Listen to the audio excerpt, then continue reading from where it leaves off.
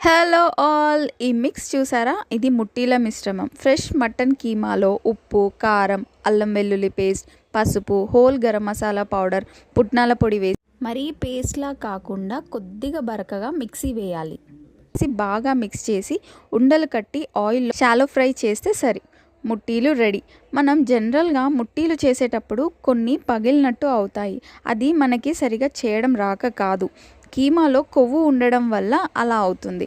ఇంకా ముట్టీలు అంటే deep fry చేయాలి అనుకుంటారు, కానీ ఇలా షాలో ఫ్రై చేసి తీసేసి చల్లారిన తర్వాత మళ్ళీ ఒకసారి ఆయిల్లో ఫ్రై చేస్తే క్రంచీగా చాలా బాగుంటాయి. ఈ ప్రాసెస్ మొత్తం మంట సిమ్లోనే పెట్టి చేయాలి.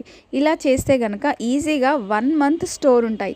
అయినా స్టాక్ 1 మంత్ ఉండాలి కదా, చేయగానే అయిపోతాయి.